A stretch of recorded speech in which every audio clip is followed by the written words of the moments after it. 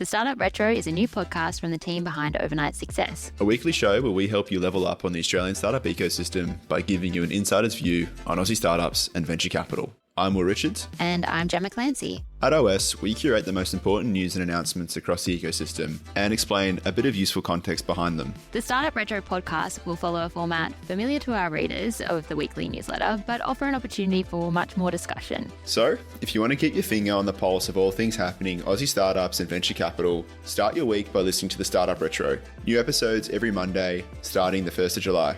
The Startup Retro is brought to you by Day One, the podcast network for founders, operators, and investors.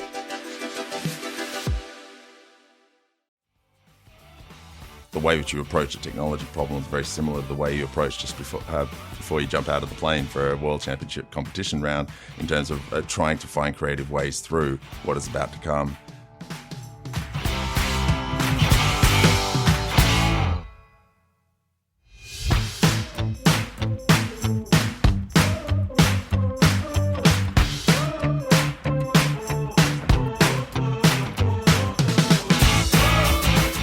Welcome to FinTech Fun.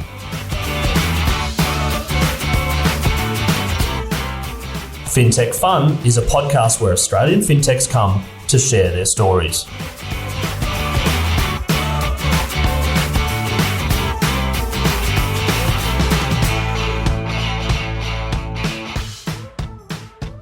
Hi, it's Chris Titley here. As part of the FinTech Fun podcast series, I welcome Ash Crick, Chief Technology Officer of Product at OneTwo Home Loans. Ash, thanks so much for being part of this series. No worries, Chris. How are you? I'm well. Ash, CTO and OneTwo Home Loans. Let's talk about your role. What is OneTwo Home Loans?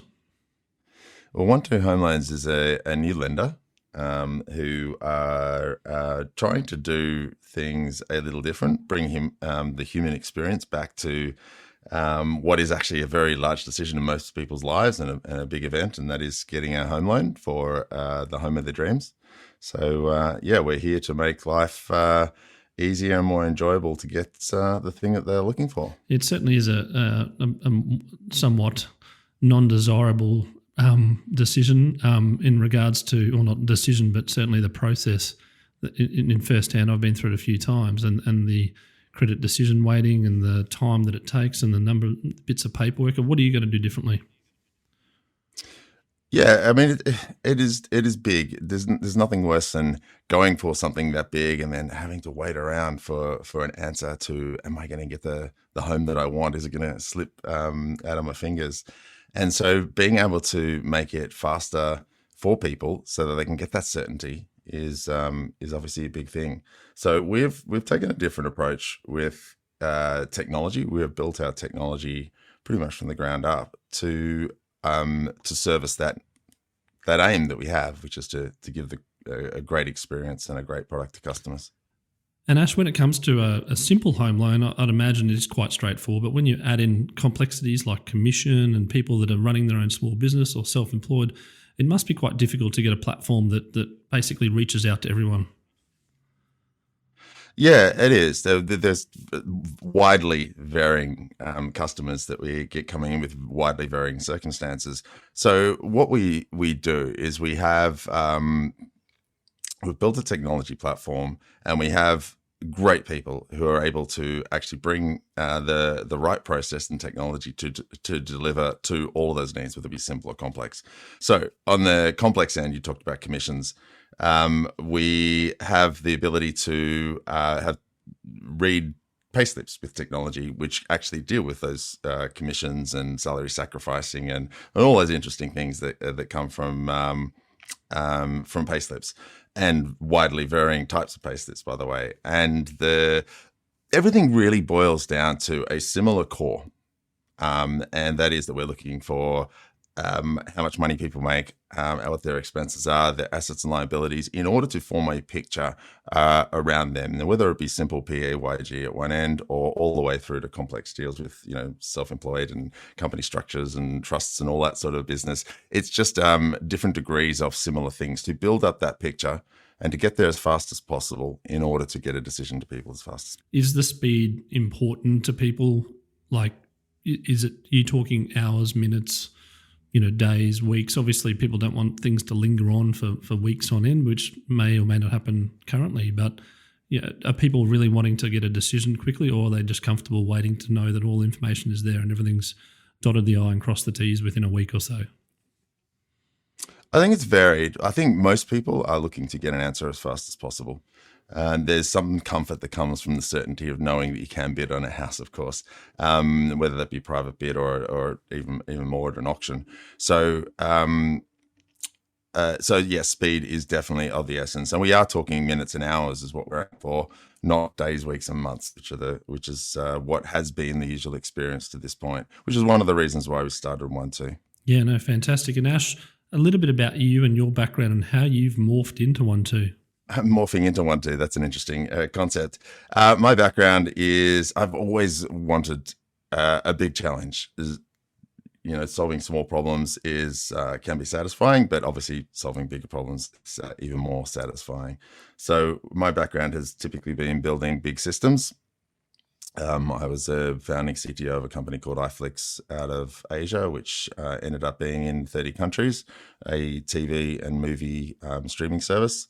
We had some interesting challenges dealing with many different internet structures, so big in that area. Spent time in banking in the past, including at NAB and ANZ, and that obviously gives big in that respect. Actually, dealing with banking systems, highly regulated industry, having to try and do things fast, but of course being safe at the same time. Built a number of businesses, worked in large and small organizations over the past 30 years. What's led me to OneTwo is it sort of brings together the large and the small together. When I say the large, I mean it's a small, it's a startup, but we have, we're playing in an area which is highly regulated. We have to be very risk conscious and compliant. So it's got all of that sort of large business type of structure on the outside, but finding ways to navigate and get the best of what technology brings today in order to service customers' needs in that highly regulated world in a different way that some of the banks would struggle to do at the same speed. And Ash, when it comes to the banking or the decision on someone, if someone gives the same data to OneTwo and someone gives the same data to another bank and another bank, is one going to say yes and one going to say no? And is it different algorithms? Is it as sort of varied as that, or is it fairly simple and straightforward? Yeah, the lenders do have different risk appetites. Some of them will obviously go for certain segments which they know very well. They can assess that risk exceptionally well, and that's great. They can go and do that. And then others will be in the more mainstream, looking at low LVRs, PAYG, which is on the simpler end of home loan applications, and are more comfortable playing there. It's that whole risk reward thing. I think no risk is a bad risk. It's just how you actually build your business around it to make sure that or any business actually is commercially viable and succeeds. So yes, there are differences with the lenders. And Ash, you've been you mentioned in different industries per se that you've come back to quote unquote fintech. The industry experience you've got from different sectors. How do you relate that again into a product which is very, very important to an everyday Australian? Well, there's more in common between businesses than there are differences. So having worked in everything from medical companies and healthcare through to video streaming services to consulting businesses to retail computer sellers, going and looking at all of those types of businesses and many more. They're far more in common. Everyone likes to think they've got their own unique business or own unique industry, but in the fintech world, it is very similar to other businesses. Underpinning it is actually the core of what a lot of other businesses do as well, which is accounting, general ledgers, all those types of things. So most businesses are familiar with what goes on, certainly in a lending or banking area to some degree. So where it is interesting, as I was saying before, just to bring that large and small together is what keeps it interesting. And then Ash, in OneTwo, a name that's not overly familiar yet, I wouldn't have thought to the mass public. How are you going to get your name out there to say this is an option for someone to go when they want to get their home loan? That's a great question. It's the age old problem of any startup getting themselves out there and getting awareness of a new brand. I'm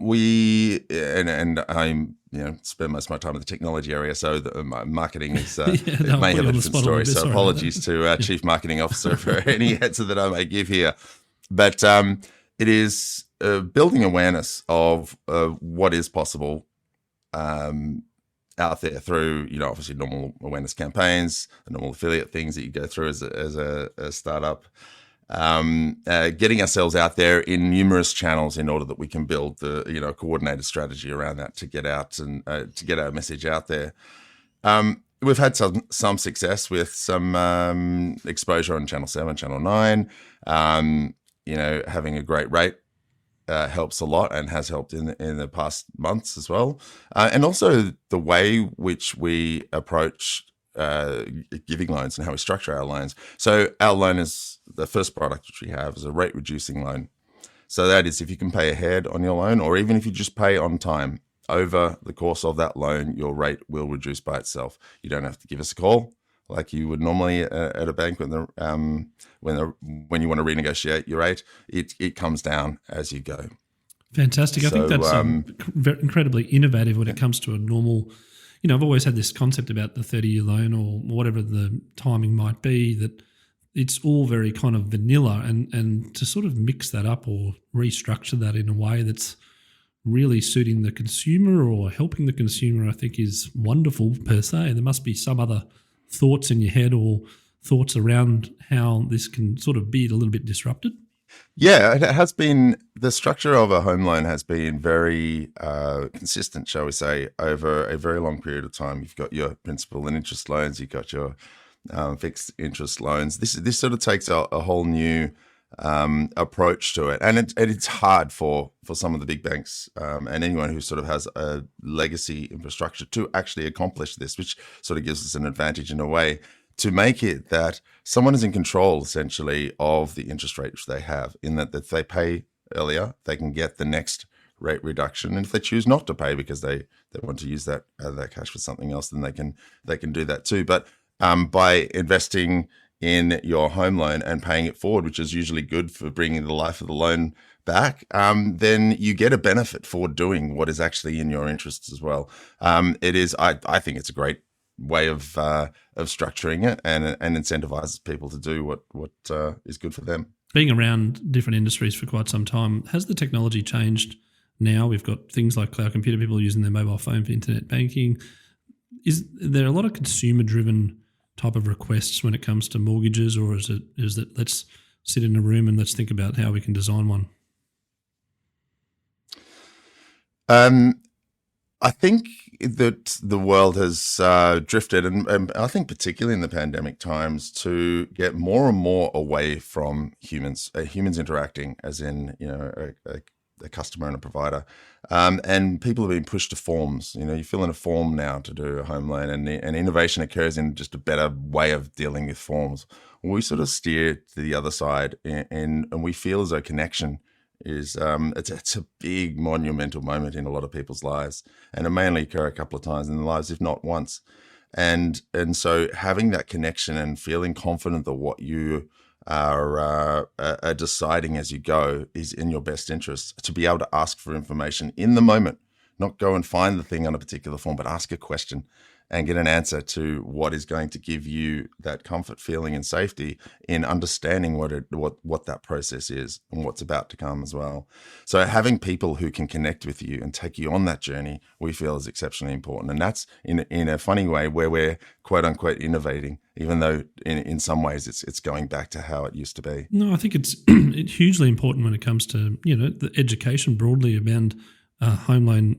I've done a couple of them in my time, but there are things that throw you left field, or there's more expenses, there's this and that. There's like a big 40-point checklist basically, or even more, that you almost have to go through, and hopefully not doing it too many times in my life, but at the same point in time, it's like, oh, I forgot about this, or the surveyor, or the stamp duty, or whatever it might be. Yeah. How do you kind of, education must be a big piece. It is a big piece, but it can occur in the moment, and it's specific to the circumstances of the person who we're talking to. So we try and make that as customized as possible, and find the most effective path through that serves your particular needs to get the thing that you're looking for. Now, Ash, I've been briefed about you before this podcast and some of your extracurricular hobbies. Do you mind going into a little bit of detail? This is the fintech fun part. This is the fun part, by the way. Your background and what you do outside of work. Yeah, well, those big challenges that I was talking about earlier of building big tech sort of extend into other parts of my life. I've always been interested in, well, maybe I got one way of describing it is I get bored easily, which is a good and a bad thing.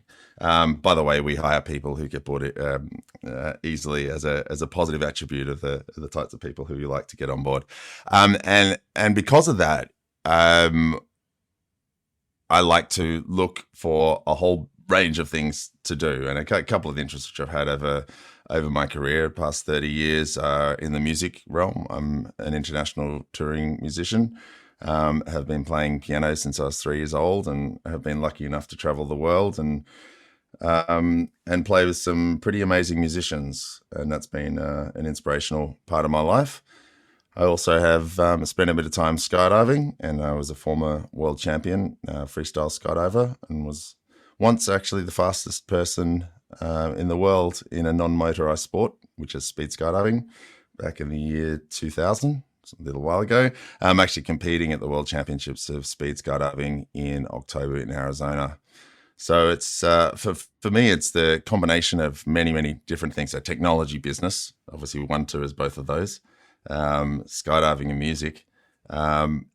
Speaking before about how businesses are similar, well, there are so many things you can draw for any one of those things and apply in other areas as well. The way which you approach a technology problem is very similar to the way you approach just before you jump out of the plane for a World Championship competition round, in terms of trying to find creative ways through what is about to come.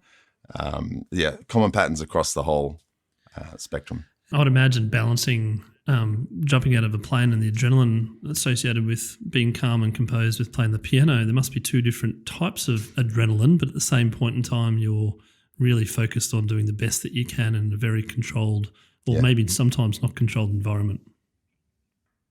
Yeah, well, the one thing which I like to talk about is that the feeling you get in that moment when you play. I've been lucky enough to play with a musician some people may know, Tommy Emmanuel, one of the most amazing guitarists I've ever heard. And it's been a real privilege to play with him. But just him as an example, where you have that moment on stage which you haven't planned, and it just happens. It's a magic moment that you just doesn't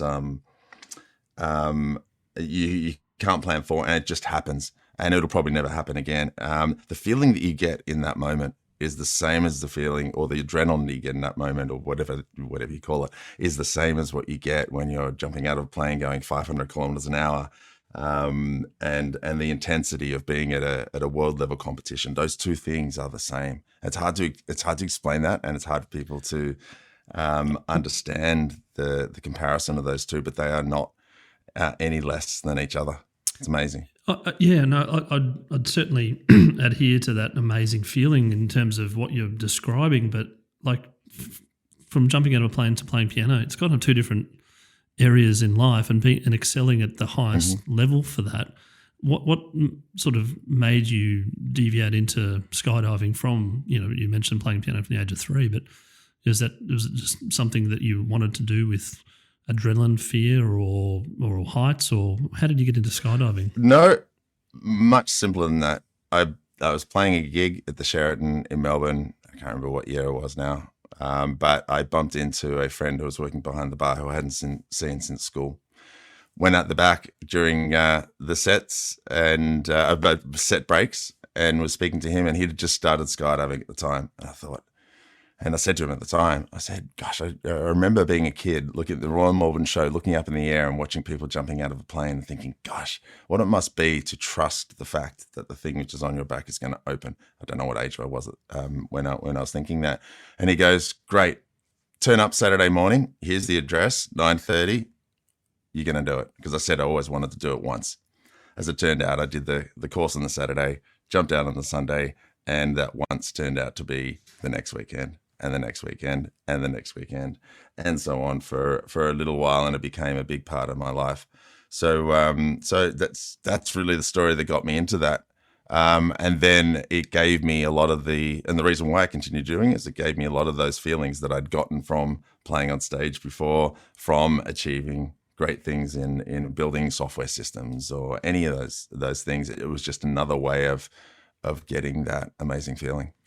Ash, thank you so much for being part of this podcast today, and congratulations on firstly your personal achievements with the skydiving and the piano, and now leading the FinTech OneTwo into the next level of growth. I really wish OneTwo all the best in terms of their journey, and I really look forward to catching up. Thanks a lot, Chris. Really enjoyed the conversation. For more information on Sub 11, jump onto our LinkedIn or email me, chris@sub11.com.au. Thanks for listening.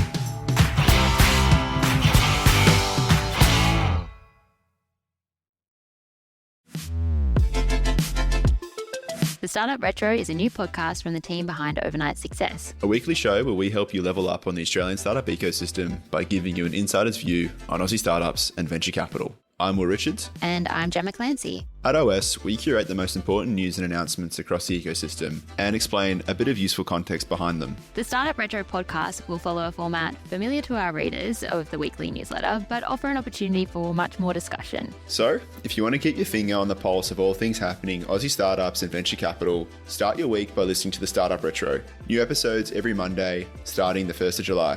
The Startup Retro is brought to you by Day One, the podcast network for founders, operators, and investors.